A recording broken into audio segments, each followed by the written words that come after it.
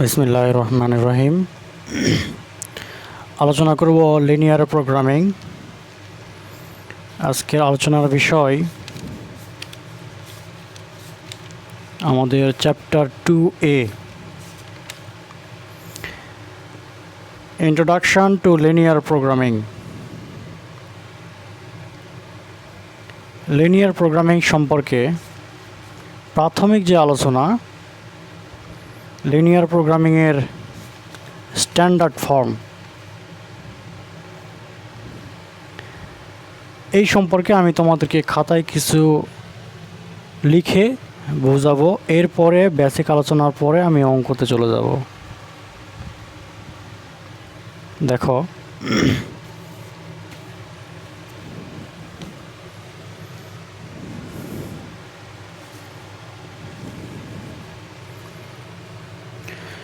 প্রথমে একটু আমরা বুঝি যে লিনিয়ার প্রোগ্রামিংটা কি আসলে।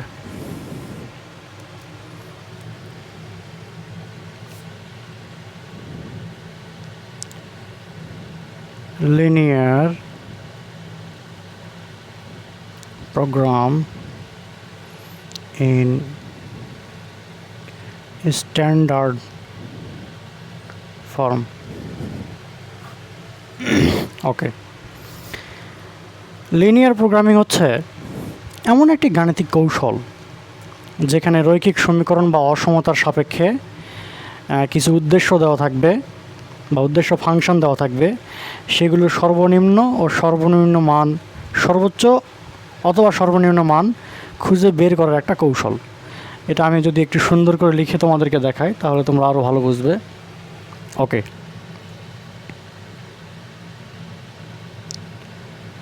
লিনিয়ার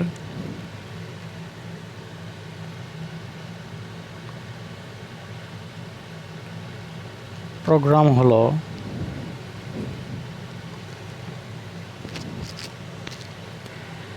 এমন একটি গাণিতিক কৌশল, এমন একটি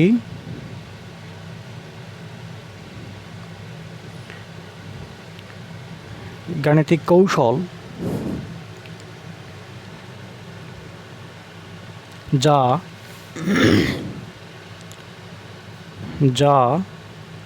রৈখিক সমীকরণ বা অসমতার সাপেক্ষে, রৈখিক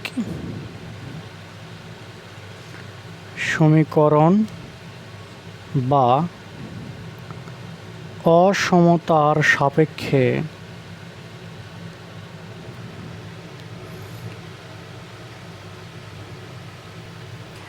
দেখো, আমি এটা লিখে নিলাম।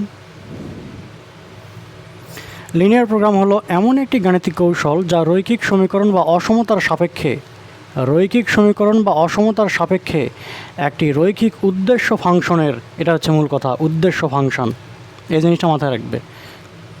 উদ্দেশ্য ফাংশনের মান, সর্বোচ্চ ও সর্বনিম্ন মান খুঁজে বের করার একটা হচ্ছে মান খুঁজে বের করতে ব্যবহার করা হয়। তাহলে লিনিয়ার প্রোগ্রাম হলো এমন একটি গাণিতিক কৌশল যেখানে উদ্দেশ্য ফাংশনের মান সর্বোচ্চ অথবা সর্বনিম্ন খুঁজে বের করতে হবে। যেখানে জেড সমান c1 x1 c2 x2 cn xn, এটাই হচ্ছে আমাদের উদ্দেশ্য ফাংশন। এখানে মজার বিষয় হচ্ছে এই জেডটাকে বলা হচ্ছে অবজেক্টিভ ফাংশন। ভালো করে লক্ষ্য করো, অবজেক্টিভ ফাংশন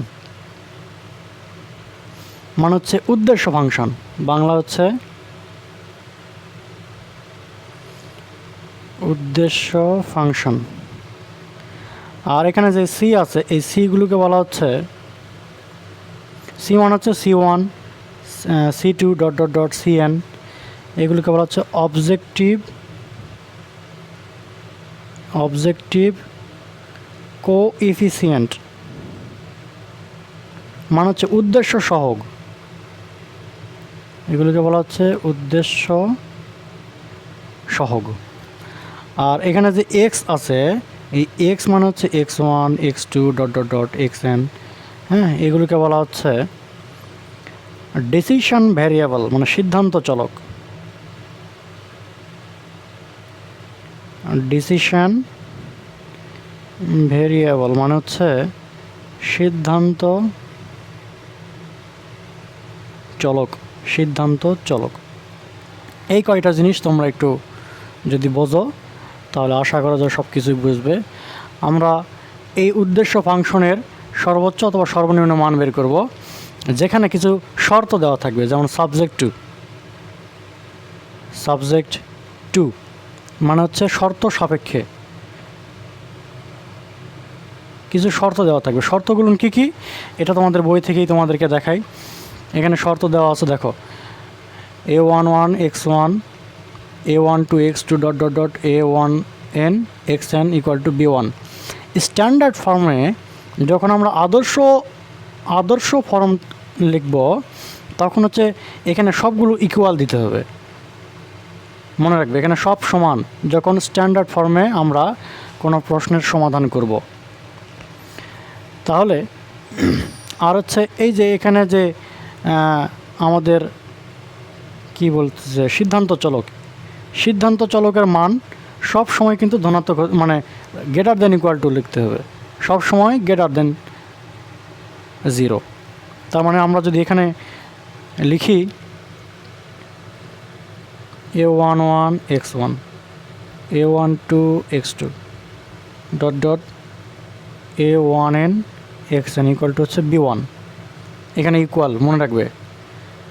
আবার হচ্ছে a21 a1 a22 x2 ... a হচ্ছে 2n xn = b2। এইভাবে যদি আমরা চলতে থাকি তাহলে আমরা পাবো হচ্ছে amn m পর্যন্ত mn সংখ্যক x1 প্লাস am2 x2 ... এরপর হচ্ছে x mn xn = bn। এ হচ্ছে আমাদের শর্ত। আর যেখানে শর্তের মধ্যে আমাদের অবশ্যই লিখতে হবে যে x1 > 0 x2 > 0, হ্যাঁ, ... আরও ইত্যাদি আমাদের x n > 0 সব 0 > কোনো কারণে আমি তোমাদেরকে একটু পরে বলতেছি, কোনো কারণে যদি লেস দেন থাকে তখন কি করব আমি এখানে যে b1 সবগুলো হচ্ছে > 0 যেটা তোমাদের বইয়ে দেওয়া আছে। এখন তোমরা বই থেকে একটু দেখলে বুঝতে পারবে। এবার হচ্ছে অথবা এটা হচ্ছে আমাদের আদর্শ আকার, অথবা আমরা এভাবে লিখতে পারি ম্যাক্সিমাইজ z = cx। z কি c কি সেটা বুঝতেই পারতেছ। সাবজেক্ট টু এখানে ax = b, যেখানে x হচ্ছে > 0 আর b হচ্ছে মান, এই মানটা হচ্ছে > 0। এখানে স্ট্যান্ডার্ড ফর্ম তোমাদেরকে আরও একটা জিনিস তোমাদেরকে এখানে না বললেই নয়, সেটা হচ্ছে তোমাদের এই জিনিসটা খুবই গুরুত্বপূর্ণ। Canonical form of linear programming problem. Canonical form, এই ফর্মের মধ্যে কিছু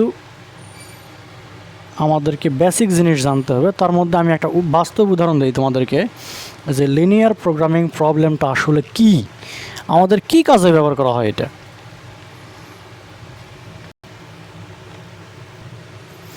দেখো তোমাদের সুবিধার্থে আমি একটা বাস্তব উদাহরণ লিখে নিলাম, তোমাদেরকে বুঝে দিতে সুবিধা হবে আমার। বাস্তব উদাহরণ, ধরো যে একটি বেকারি দুই ধরনের কেক তৈরি করে। একটা বেকারির মধ্যে কেক তৈরি করে দুই ধরনের, একটি হচ্ছে ভ্যানিলা কেক আর একটা হচ্ছে চকলেট কেক। হ্যাঁ, তাদের কিছু সীমাবদ্ধতা আছে, মানে কিছু তাদের মধ্যে নিয়ম কানুন আছে। নিয়মটা হচ্ছে ভ্যানিলা কেক তৈরি করতে আমাদের 2 কেজি ময়দা এবং 1 কেজি চিনির প্রয়োজন। চকলেট কেক তৈরি করতে 1 কেজি ময়দা এবং 2 কেজি চিনির প্রয়োজন। এটা তাদের সীমাবদ্ধতা হয়, এটা ধরে নিলাম। হ্যাঁ, আবার এখানে সর্বোচ্চ ময়দা আছে 10 কেজি এবং সর্বোচ্চ চিনি আছে 8 কেজি ধরে নিলাম। হ্যাঁ, তাহলে আরও একটা কথা এখানে শর্ত দেওয়া আছে। মনে করো প্রতিটা ভ্যানিলা কেক তৈরির জন্য প্রতিটা ভ্যানিলা কেকে আমাদের লাভ হয় 30 টাকা, আবার হচ্ছে প্রতিটা চকলেট কেকে লাভ হয় 40 টাকা। ভালো করে বোঝো।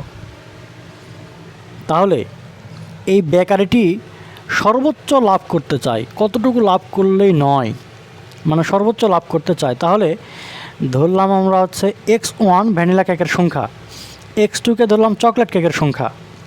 তাহলে আমাদের উদ্দেশ্য ফাংশনটা কী পাবো? উদ্দেশ্য মানে হচ্ছে জেড ম্যাক্স, ম্যাক্সিমাম মানে হচ্ছে সর্বোচ্চ।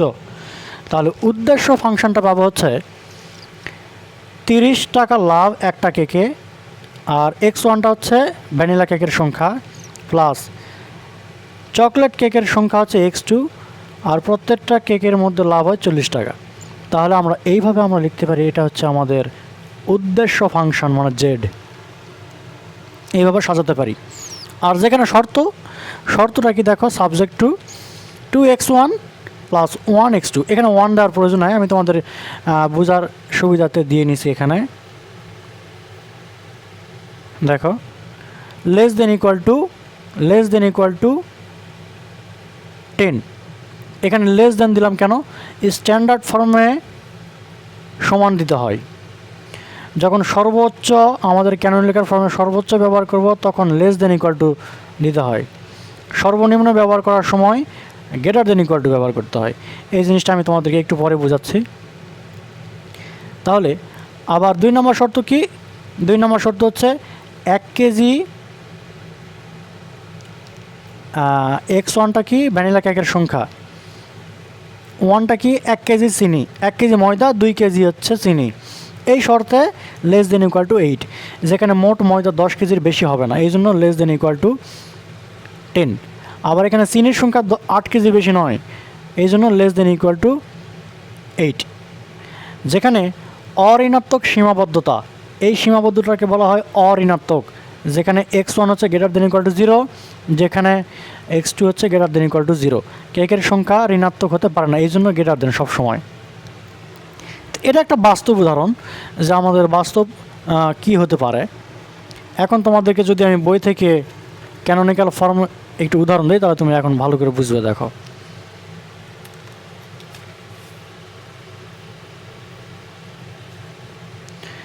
Canonical form of linear programming problem, যেখানে আমি একটু বেসিক আলোচনা করব। সেখানে দেখুন ম্যাক্সিমাইজের ক্ষেত্রে যেটা তোমাদেরকে বলেছিলাম, z সমান c1 x1 plus c2 x2 plus dot dot dot cn xn।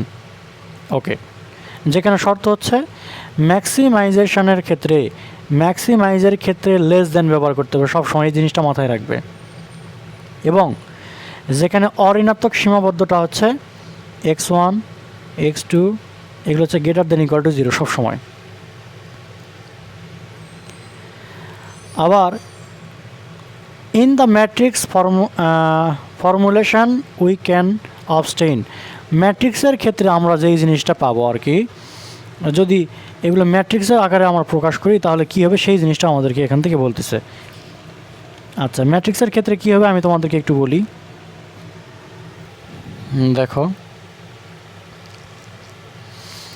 ম্যাট্রিক্সের ক্ষেত্রে maximize Z equal to city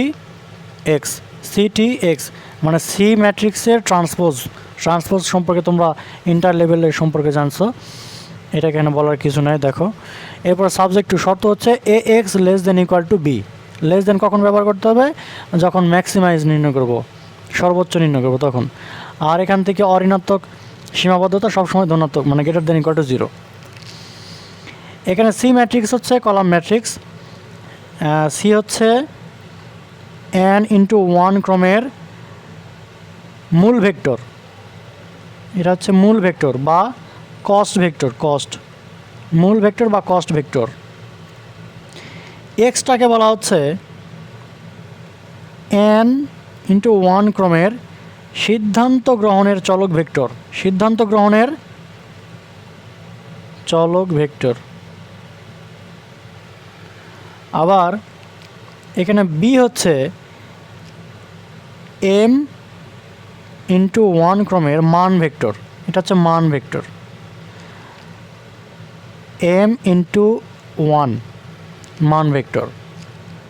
এরপর আমাদের আছে হচ্ছে এ ভেক্টর, এ হচ্ছে m বাই n, এগুলোকে ইন্টু বলা যায় না, হ্যাঁ, এগুলোকে ম্যাট্রিক্সের সময় বাই বলতে হয়, 1 by n by 1, n by 1, m by 1, এরপর হচ্ছে এম বাই এন ক্রমের সহগ ম্যাট্রিক্স। তাহলে এটাকে বলা হচ্ছে সহগ ম্যাট্রিক্স, বিটাকে বলা হচ্ছে মান ভেক্টর, মান ম্যাট্রিক্স বা মান ভেক্টর বলতে পারো, মান ম্যাট্রিক্স। আবার তোমরা বলতে পারো এই যে এক্সকে হচ্ছে সিদ্ধান্ত গ্রহণের জন্য চলক ভেক্টর বা চলক ম্যাট্রিক্স। আর সিটা হচ্ছে এখানে কি মূল ম্যাট্রিক্স বা হচ্ছে মূল ভেক্টর বলা যায়, কাস্ট ভেক্টর। মানে এগুলো তো তোমরা বুঝতেই পারতেছ ভেক্টরের ক্ষেত্রে কী ব্যবহার করতে হবে। এই জিনিসটা হচ্ছে আমাদের মূল জিনিস। এখানে এটা আমাদের শর্তটা কি, এখানে এতটুকু জানতে হবে যে লেস দেন ম্যাক্সিমাইজেশনের সময়, আর হচ্ছে গ্রেটার দেন মিনিমাইজেশনের সময়, মানে সর্বনিম্নকরণের জন্য এখানে হচ্ছে গ্রেটার দেন সব ঠিক। এখানে গ্রেটার দেন, এখানে লেস দেন, এটা বারবার বলতেছি এই জন্য যাতে আমরা অঙ্ক করার সময় সহজেই বুঝতে পারি। এখন আমি খাতায় তোমাদেরকে একটা মজার জিনিস দেখাই। মজার জিনিস বলতে আমি কেন বলতেছি, কারণ অঙ্ক করার সময় এটা খুবই গুরুত্বপূর্ণ একটা জিনিস। যেমন সিদ্ধান্ত চলককে আমরা কি বললাম, সিদ্ধান্ত চলক সবসময় গ্রেটার দেন ইকুয়াল টু হবে, মানে হচ্ছে x1 greater than 0, x2 greater than 0, x3 greater than 0 ইত্যাদি। কিন্তু কোনো কারণে যদি x1 less than equal two 0 থাকে, ভালো করে লক্ষ্য করো, লেস দেন ইকুয়াল টু যদি 0 থাকে, তাহলে আমরা লিখব যে x1 equal to minus x3 prime. কী লিখলাম দেখো, x1 সমান মাইনাস x1 1, এখানে 1 সব জায়গাতে 1 ব্যবহার করব, মানে মাইনাস x1 প্রাইম। আবার কোনো কারণে যদি x3 less than equal two 0 থাকে, তাহলে আমরা কি করব, x3 equal to minus x3 prime dash, এটা ব্যবহার করব। আশা করা যায় বুঝতে পারছো। কোনো কারণে যদি x4 less than equal two 0 থাকে, তাহলে আমরা এখান থেকে সাজাবো হচ্ছে x4 equal to minus x4 prime. আবার কোনো কারণে অঙ্কে যদি আমাদের এইরকম থাকে যে x2 হচ্ছে আনরেস্ট্রিক্টেড, তাহলে আমরা এটাকে সাজাবো এইভাবে, x2 equal to x2 prime minus x2 double prime. আবার x3 যদি আনরেস্ট্রিক্টেড হয়, তাহলে x3 সমান আমরা লিখতে পারবো x3 prime minus x3 double prime, যেখানে x3 prime greater than equal two 0, x3 double prime greater than equal two 0। আবার এখানেও আমরা লিখতে পারবো যে x2 prime greater than equal two 0, x2 double prime equal to 0। এই দুইটা জিনিস মাথায় রাখবে। এখন অঙ্ক করার সময় তোমাদের আর কোনো সমস্যা হওয়ার কথা নয়। এখন আমি ডাইরেক্ট তোমাদেরকে অঙ্কে নিয়ে যাব। আমাদের বেসিক আলোচনা এই পর্যন্তই। দেখো উদাহরণ number 4, transformation the following linear programming problem to the standard form. Standard আদর্শ আকারে আমাদেরকে প্রমাণ করতে হবে এই সমাধানটা। তাহলে আমরা কী করব, দেখো অঙ্কটা যদি আমি একটু খাতায় করে দিই তাহলে তোমরা একটু ভালো বুঝবে। ওয়েট,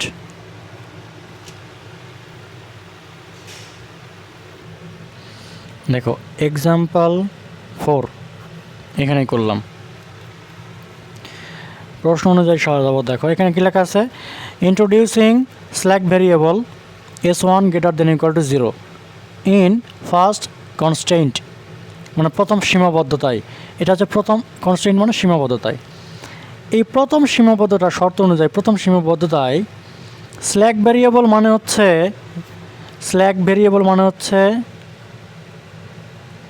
ভেরিয়েবল মানে s1, এটা হচ্ছে +1 ধরবো, স্ল্যাক ভেরিয়েবল মানে ধনাত্মক, মানে যোগ করতে হবে। আর সারপ্লাস ভেরিয়েবল মানে হচ্ছে সারপ্লাস ভেরিয়েবল সমান এটা মাইনাস করতে হবে, এতটুকু মনে রাখবে। স্ল্যাক ভেরিয়েবল মানে যোগ, সারপ্লাস ভেরিয়েবল মানে হচ্ছে বিয়োগ। তাহলে এই অঙ্কটা আমি সাজাবো কেমন করে দেখো।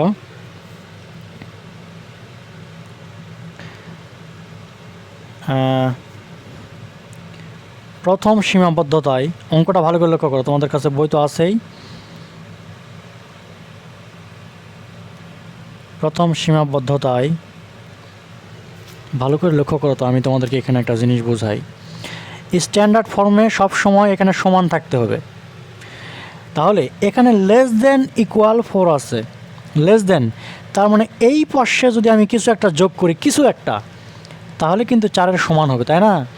এই জন্য এখানে কিছু একটা যোগ করতে হবে। এই কিছু একটা যোগ করার নামই হচ্ছে স্ল্যাক ভেরিয়েবল, মানে S1। বুঝতে পারলে? সেই কাজটাই আমরা এখন করব। প্রথম সীমাবদ্ধতায়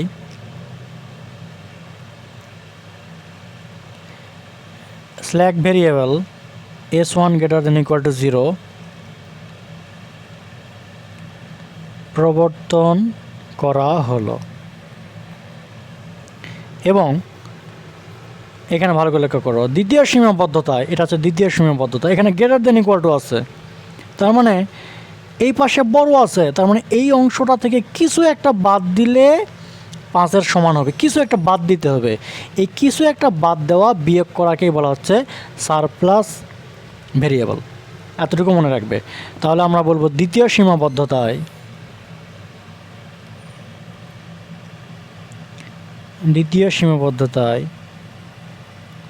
সারপ্লাস ভেরিয়েবল S2, একটাকে ধরলাম S1, একটাকে ধরলাম S2। আচ্ছা, এরপরে আমাদের শর্ত যেই কয়টা থাকবে সেই কয়টা আমাদের ভেরিয়েবল নিতে হবে, এতটুকু মনে রাখবে। এগুলো সবসময় 0 নিতে হবে, > 0। এবং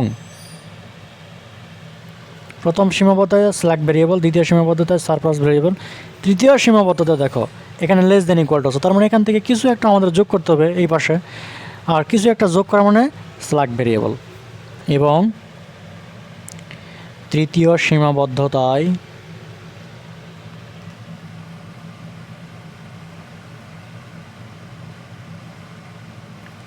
স্ল্যাক ভেরিয়েবল S3 > 0 প্রবর্তন করে পাই। প্রবর্তন করে সীমাবদ্ধতার অসমতাকে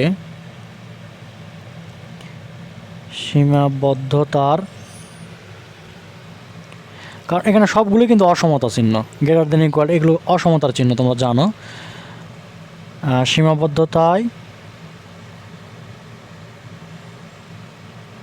অসমতাকে সমীকরণে রূপান্তর করার, সমীকরণে মানে সমান চিহ্ন নিয়ে আসবো, সমীকরণে রূপান্তর করার জন্য প্রবর্তন করে সীমাবদ্ধতা রূপান্তর করে পাই। তাহলে প্রদত্ত লিনিয়ার প্রোগ্রামিংয়ের জন্য লিনিয়ার প্রোগ্রামিং সমস্যাটির আদর্শ আকার। এই জিনিসগুলো বাংলা দিয়ে লিখতে হবে। তোমরা একবার যদি বোঝো তাহলে আর কোনো সমস্যা নাই, বাংলাগুলো কি লিখতে হবে। আমি এটা একটু মুখে আরেকবার বলি, তারপরে আমি তোমাদেরকে অঙ্কে দেখাই।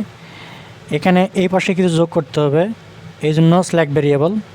এই পাশে > আছে, তার মানে এই পাশ থেকে কিছু বিয়োগ করতে হবে, এই জন্য সারপ্লাস ভেরিয়েবল এখানে লেখা আছে।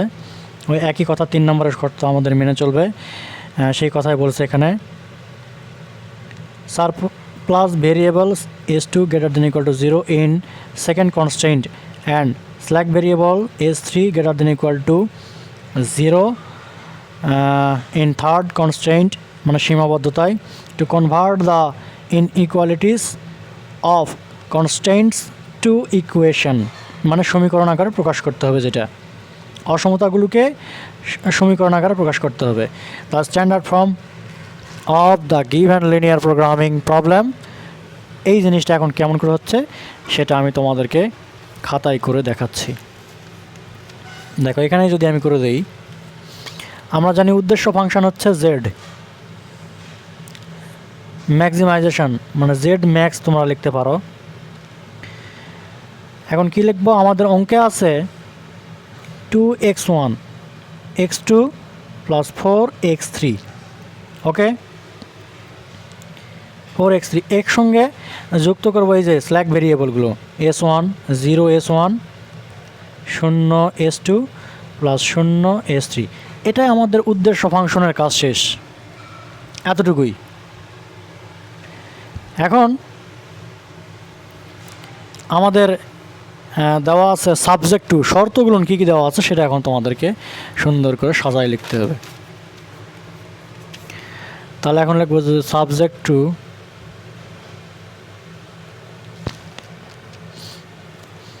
এখানে সমাধানে যা যা আছে তাই লিখে নাও। এখানে আছে -2, তোমরা বই থেকে দেখতে পাচ্ছ যে এখানে কী করতে হবে, আমি তোমাদেরকে এত বিস্তারিত আলোচনা করার প্রয়োজন নাই।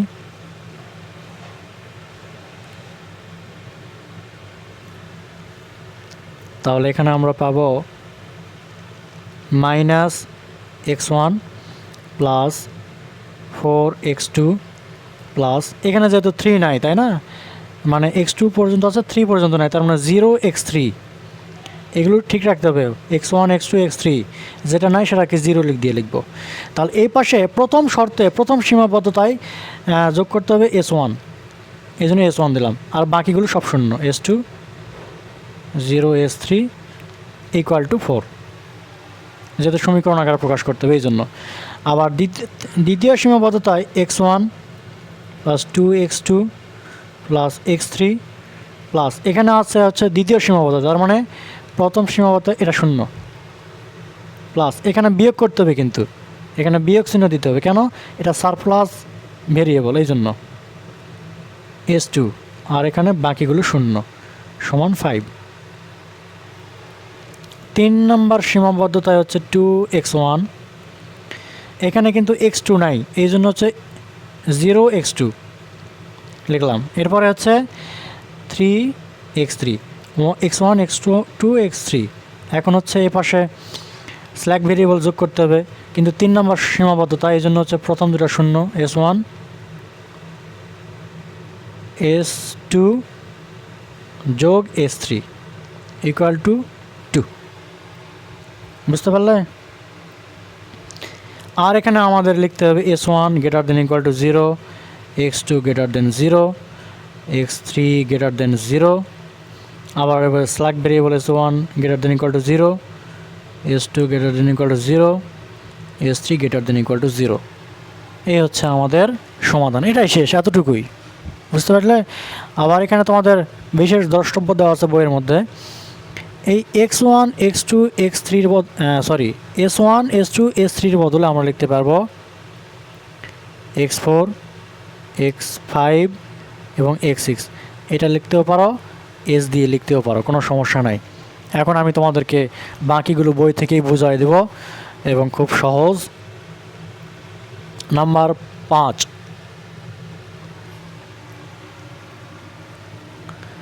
এখানে বলছে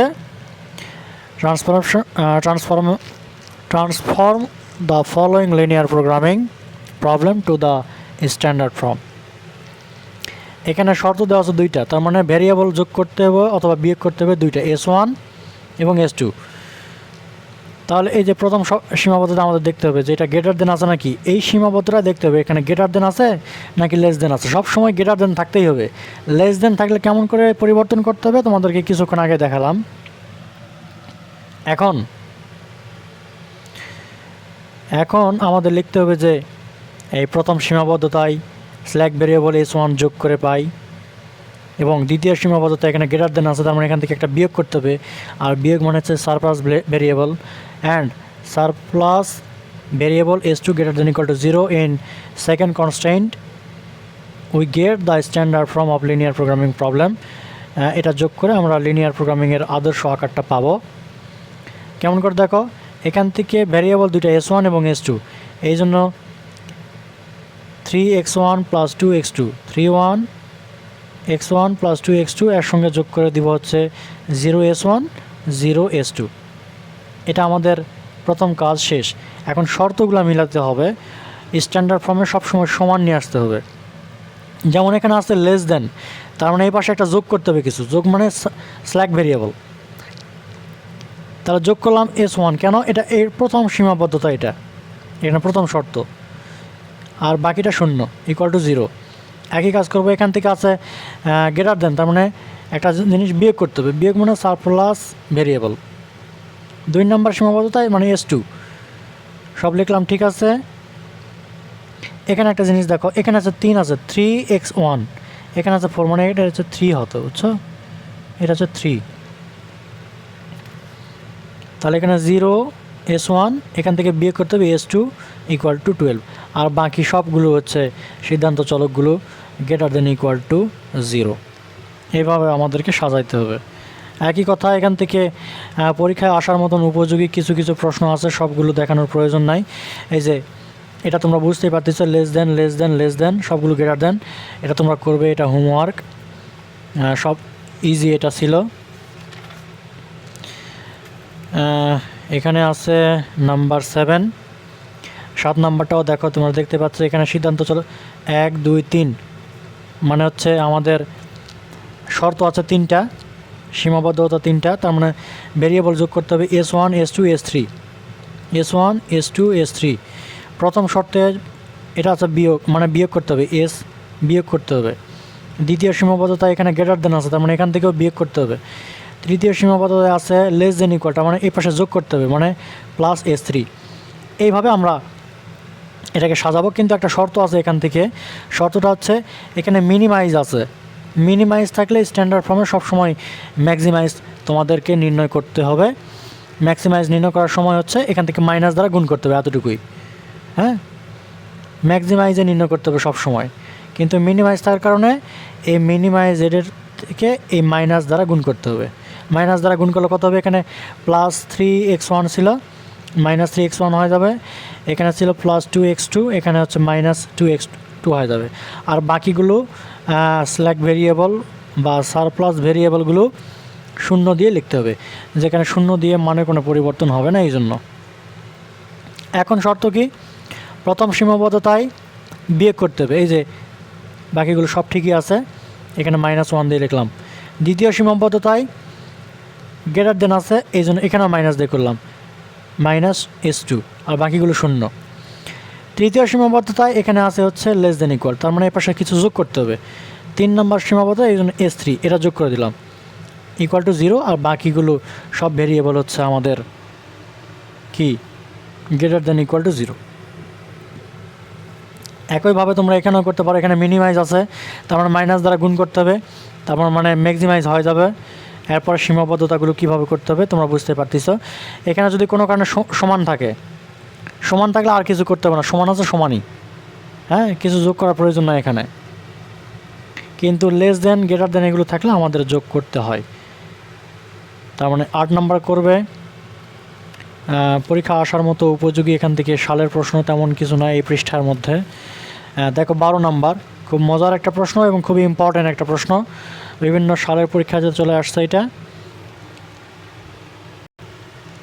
দেখো এখানে শর্তগুলোর দিকে খেয়াল করো, x1 greater than equal two 0, x2 greater than equal two, কিন্তু লেস দেনের ক্ষেত্রে দেখো x3 less than equal two 0, তার মানে x3 less than equal two 0 যদি থাকে তাহলে আমরা কীভাবে লিখতাম মনে আছে, x3 equal to x3 prime minus x3 prime, এটাকে সাজাতে হবে। যেখানে এখন x3 থাকবে সেখানে আমাদের এটাই বসাতে হবে, এতটুকুই শেষ। এরপর লেখা আছে x4 is unrestricted in sign, তার মানে হচ্ছে x4 সমান আমাদের লিখতে পারবো x4 prime minus x4 double prime, যেখানে 4 আছে সেখানে আমরা এটা বসায় দিব। তাহলে দেখো অঙ্কটা আমি এখান থেকেই তোমাদেরকে বোঝাই দেই বই থেকেই। কনভার্টিং দ্য অবজেক্টিভ ফাংশন, উদ্দেশ্য function, to the maximisation type, সব সময় মিনিমাইজ থাকলে ম্যাক্সিমাইজ করতে হবে সে কথা বলছে। এখানে মিনিমাইজ আছে, তাহলে এর সঙ্গে মাইনাস দ্বারা গুণ করতে হবে, মাইনাস দ্বারা গুণ করলে ম্যাক্সিমাইজ হবে। তাহলে এই যে মাইনাস দ্বারা গুণ করে দিলাম, তাহলে মাইনাস দ্বারা গুণ করার সময় এখানে খেয়াল করবে যেখানে x3 থাকার কথা, এই যে এখানে -2x3, এই লাইনটা তোমাদেরকে একটু করে দেওয়া উচিত ছিল। যাই হোক, এখানে মাইনাস ছিল, এই যে মাইনাসে মাইনাসে প্লাস, এই মাইনাসে আমি এটা খাতায় করে দিই, তোমরা কনফিউশনের মধ্যে পড়ে যাবে যদি না বুঝতে পারো, আর বুঝতে পারলে তো তোমরা ক্লিয়ার। জেড স্টার ম্যাক্সিমাইজ যদি করি আমি, ম্যাক্সিমাইজ, তাহলে এখানে ছিল হচ্ছে -3 মানে মাইনাস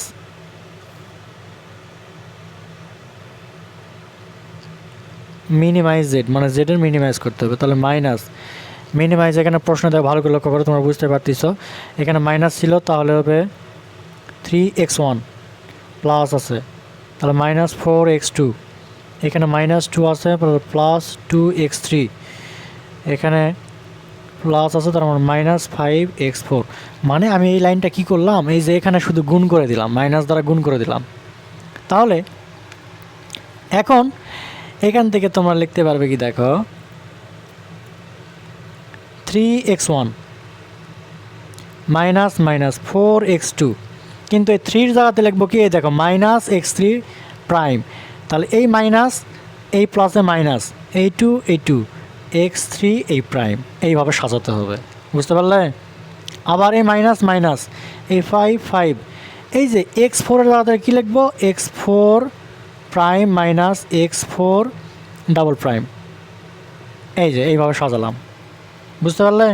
এখন আমাদের যেহেতু এখানে শর্ত কয়টা দেওয়া আছে দেখো, ইকুয়াল বাদ দিয়ে গ্রেটার দেন আর লেস দেন আছে, তার মানে এর সঙ্গে ভেরিয়েবল 2টা যোগ করতে হবে, 0s2। এই লাইনটা তোমাদেরকে একদম করে দেওয়া আছে বইয়ের মধ্যে, সেটা আমি তোমাদেরকে খাতায় বুঝিয়ে দিলাম। এখানে দুইটা শর্ত কেন, এখানে একটা ইকুয়াল দেওয়াই আছে, এই জন্য আমাদের S1 S2 এগুলো ধরতে হবে দুইটা। কিন্তু শর্ত হচ্ছে সমানের এই পাশে ঋণাত্মক রাখা যায় না, কিন্তু -2 আছে, এই জন্য সবগুলোকে তুমি মাইনাস দ্বারা গুণ করে দাও, তাহলে তো হয়ে যাচ্ছে। ওকে, এখানে আছে মাইনাস দ্বারা গুণ করলে -4x1, এখানে আছে -x2, তার মানে লিখব +x2, মাইনাস দ্বারা গুণ করে দিলে। এখানে আছে হচ্ছে +2x3, কিন্তু x3 জায়গাতে আমরা কী লিখব, এই x3 জায়গাতে লিখব আমরা হচ্ছে এটাতে x3 প্রাইম, আর এখানে প্লাস কেন, এই যে মাইনাসে প্লাস, মাইনাসে প্লাস।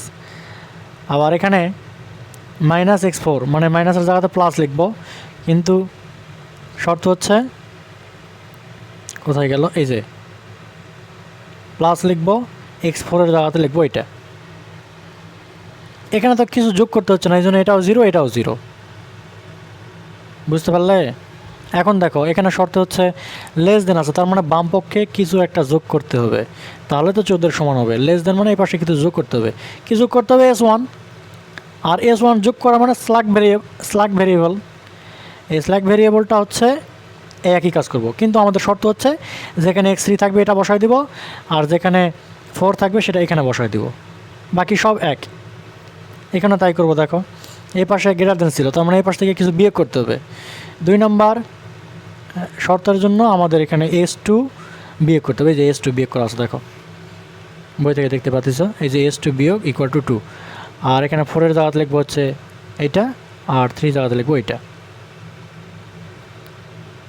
এখানে ভালো করে একটা জিনিস লক্ষ্য করো, এখানে প্রশ্ন ছিল -x3, কিন্তু আমাদের ওই যে মাইনাসের এই শর্তে এই যে মাইনাসের জন্য মাইনাসে প্লাস, এই জন্য আমরা এখানে লিখব +3x3 প্রাইম, আর বাকি সবগুলো হচ্ছে মান >= 0। এটাই আমাদের হচ্ছে নির্ণয়ের সমাধান। এখন বলো তো এখানে তেমন কোনো কঠিন কিছু আছে? শর্ত হচ্ছে আমরা দেখব যে লেস দেন থাকলে কি করতে হবে, আনরেস্ট্রিক্টেড থাকলে কি করতে হবে, মিনিমাইজ থাকলে কি করতে হবে, আর সমান চিহ্নের ডান পাশে যদি মাইনাস থাকে তাহলে কি করতে হবে। এতটুকুই শর্ত, খুব ইজি, তোমরা আশা করা যায় পারবে। এখন এখান থেকে পরীক্ষায় আসার মতন উপযোগী আছে নাম্বার 19, এটা সালে পরীক্ষাতে আসছিল। দেখো এখানে কি করব, স্ট্যান্ডার্ড ফর্মে এটা লিখতে হবে, যেখানে মিনিমাইজ z = এত। এখানে শর্ত দেওয়া আছে হচ্ছে 1 2, মানে দুইটা S1 এবং S2 যোগ করতে হবে কখন, বিয়োগ করতে হবে কখন, সেটা আমরা এখন দেখব। প্রথম শর্তে এখানে ম্যাক্সিমাইজ কিন্তু আছে, এটা মনে রাখবে। আর সবার প্রথমে তোমরা এই জিনিসটা আগে লক্ষ্য করবে, সবার প্রথমে এই জিনিসটা কেন, লেস দেন থাকলে কী করতে হবে, এখানে x2 লেস দেন আছে, তার মানে হচ্ছে x2 = আমরা লিখতে পারি -x2 প্রাইম, আর 3 আনরেস্ট্রিক্টেড আছে, তার মানে হচ্ছে x3 সমান আমরা লিখতে পারবো x3 prime -x3 double prime. আর বাকিগুলো এখন তোমরা এই শর্তে বসায় দাও। এখানে লেস দেন আছে, মানে এই পাশে যোগ করতে হবে, এখানে গ্রেটার দেন, তার মানে এই পাশ থেকে একটা বিয়োগ করতে হবে, এই S2 বিয়োগ করতে হবে।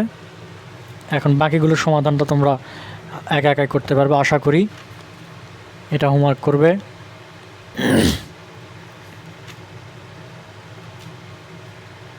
দেখো ওই একই কাজ করছে, এখানে -x1 এটা লিখবো, x2 এর জায়গাতে লিখবো হচ্ছে x2 প্রাইম, আর এখানে 3 দ্বারা গুণ করে দিছে একবারে, বুঝছো, যে এখানে হচ্ছে 3 × x3 prime -x3 double prime, যদি 3 দ্বারা গুণ করে দেই তাহলে এটা পাবো আমরা। আর ম্যাক্সিমাইজের সময় এখানে 0s1 + 0s2। এখন শর্তগুলো তোমরা কীভাবে বুঝতেই পারতেছো কীভাবে করতে হবে। এখানে এখন যেহেতু এখানে লেস দেন ছিল এই জন্য স্ল্যাক ভেরিয়েবল যোগ করতে হবে, আর এই পাশে গ্রেটার দেন ছিল এই জন্য এখান থেকে S2 সারপ্লাস ভেরিয়েবলটা বিয়োগ করতে হবে, আর বাকিগুলো সব হচ্ছে ধনাত্মক > 0। এখানে তেমন কোনো কঠিন প্রশ্ন নাই, আশা করা যায় তোমরা যদি বেসিকটা ভালো করে বোঝো তাহলে সবগুলোই করতে পারবে। উদাহরণ নাম্বার 23টা দেখো, দেখি পারো নাকি তোমরা। 1 নম্বর শর্ত কি, 1 নম্বর শর্ত হচ্ছে আমাদের এখানে কোথাও লেস দেন আছে নাকি সেটা দেখতে হবে, কিন্তু লেস দেন নাই, কিন্তু x3 হচ্ছে আনরেস্ট্রিক্টেড ইন সাইন, তার মানে x3 যেখানে যেখানে আছে বসায় দেবো x3 prime -x3 double prime, এতটুকুই। এখানে শর্ত দেওয়া আছে 1 2 3, তার মানে S1 S2 S3, এটা আছে ম্যাক্সিমাইজ, তাহলে এখানে খুব সহজ। এখন দেখো এই পাশে সবগুলো লিখলাম, এখানে কোথায় হচ্ছে প্রাইম দিতে হবে সেটা দিয়ে নিলাম, আর 3টা S1 S2 S3 সবগুলোতে যোগ দিয়ে 0 দিন লিখে নিলাম। এখন সাবজেক্ট টু শর্তটা কি, এখানে স্ল্যাক ভেরিয়েবল যোগ করতে হবে, এখানে সারপ্লাস ভেরিয়েবল বিয়োগটা করতে হবে, এখানে স্ল্যাক ভেরিয়েবল যোগ করতে হবে, আর যেগুলো থাকবে না সেগুলো x2 না, এখানে x2 এই জন্য 0 এটা, আর x3-তে বসায় দেবো এটা বুঝতে পারতেছো তোমরা। আর বাকিগুলো হচ্ছে এখানে 0 > 0। এরপরে 33 নম্বর এক্সাম্পলটা খুবই গুরুত্বপূর্ণ, 17তম শিক্ষক নিবন্ধন পরীক্ষাতে আসছিল এটা। দেখো এখানে কি বলছে,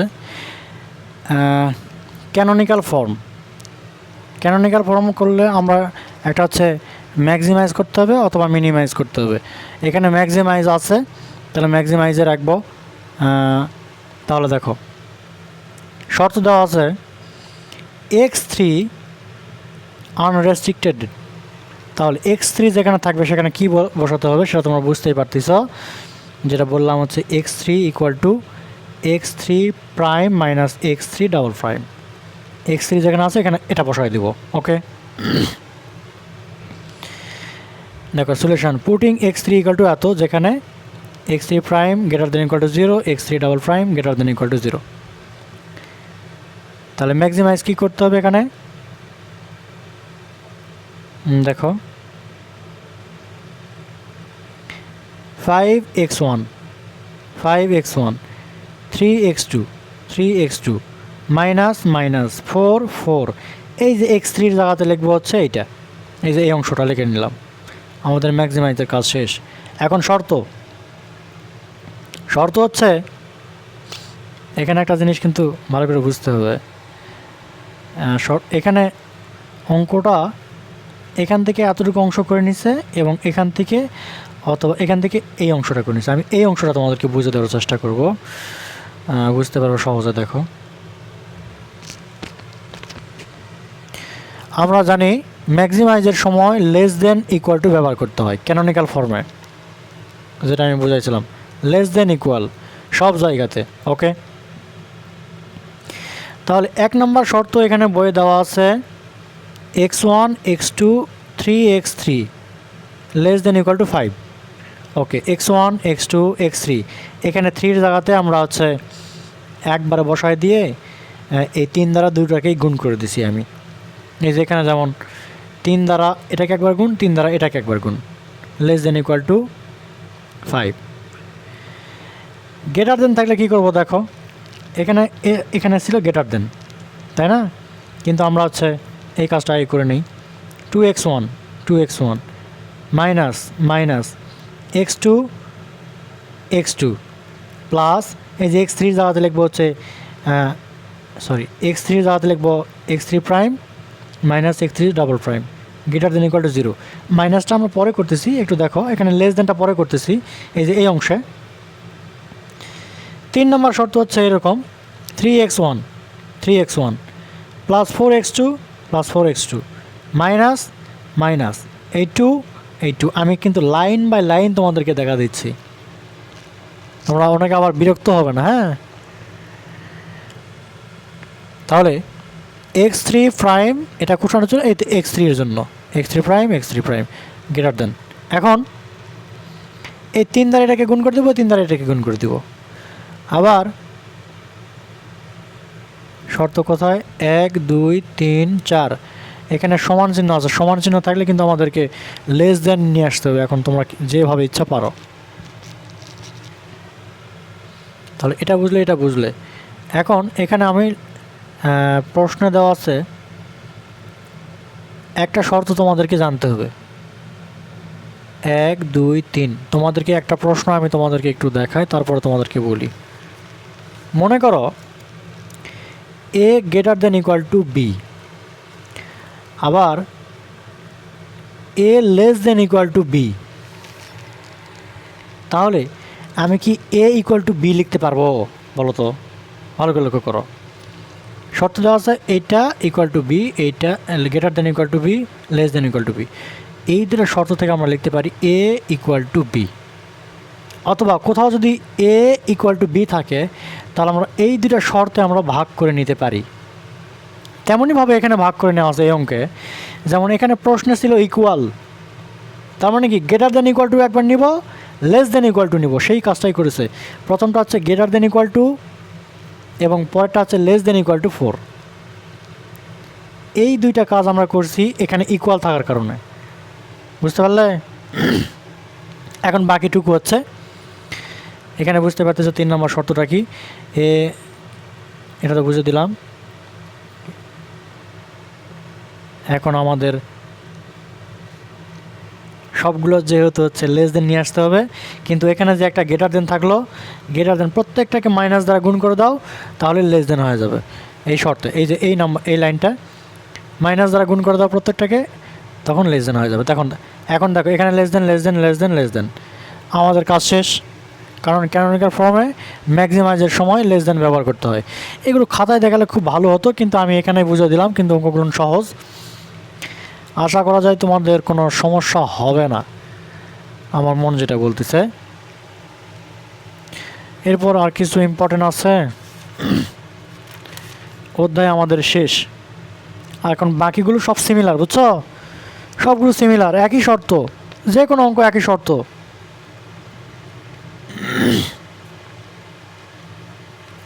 যেমন শেষ প্রশ্নটা দেখো, শেষ প্রশ্নটার কথা কি বলছে, এখানে শর্ত হচ্ছে x1 এবং x2 আনরেস্ট্রিক্টেড। তার মানে x1 যেখানে থাকবে সেখানে বসায় দেব x1 prime minus x1 double prime, x2 যেখানে থাকবে সেখানে বসায় দেব হচ্ছে x2 prime x2 double prime, এই জিনিসটা বসায় দেব। আর বাকিগুলো সব সিমিলার, সব একই। এখানে আছে ইকুয়াল, দেখো এখানে আমাদের ক্যানোনিক্যাল ফর্মে ব্যবহার করতে হবে ম্যাক্সিমাইজের সময়, কিন্তু এখানে আছে ইকুয়াল, তার মানে শর্ত দুইটা, হয় গ্রেটার দেন ইকুয়াল টু 1 হবে একবার নিব, লেস দেন ইকুয়াল টু 1 একবার নিব, দুইটা শর্ত পাবো। আশা করা যায় বুঝতে পারছো। এই পর্যন্ত কোনো সমস্যা হওয়ার কথা নয়, তোমরা অঙ্কগুলো চর্চা করবে বারবার। আজকে এই পর্যন্তই। সবার সুস্বাস্থ্য কামনা করে, সুস্বাস্থ্য দীর্ঘায়ু কামনা করে আজকের introduction to linear programming chapter 2A এর সমাপ্ত ঘোষণা করলাম। ধন্যবাদ সবাইকে।